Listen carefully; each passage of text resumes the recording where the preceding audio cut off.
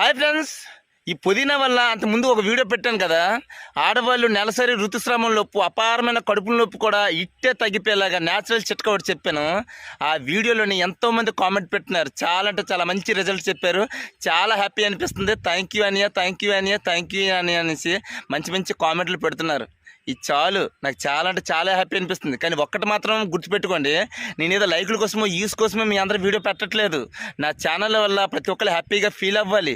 ఇవన్నీ అప్పుడుతో పాతవే. ఇది ఈ జనరేషన్లో ఉండే వాళ్ళకి చాలామంది ఇది కొత్త ధనంలాగా అనిపించవచ్చు, కానీ ఇది పాతకాలం వాడుతున్న చిట్కాలే.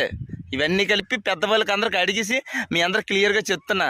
ఎందుకనంటే ప్రతి ఒక్కరు ఆరోగ్యం ఉండడం కోసం. ఇంకంతేకాకుండా ఇప్పుడు చెప్పే ఈ వీడియో కూడా సేవ్ చేసుకోండి.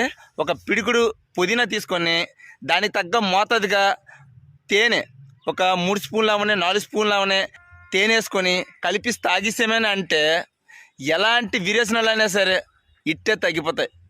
చిన్న చిన్న చిట్కాలే, చాలా చిన్న చిట్కాలు, కానీ దీనికోసం ఎవరికి తెలియదు. తెలుసుకోండి.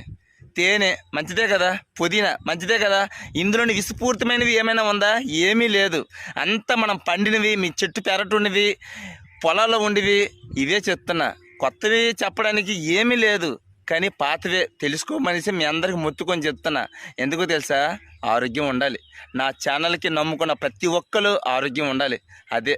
అందుకే చెప్తున్నా, మళ్ళీ చెప్తున్నా. ప్లీజ్ నా ఛానల్కి సపోర్ట్ చేయండి. నా ఛానల్ వల్ల ప్రతి ఒక్కరికి ఉపయోగపడే ఛానల్ తప్ప వృధాగా పోయే ఛానల్ ఏది కాదు.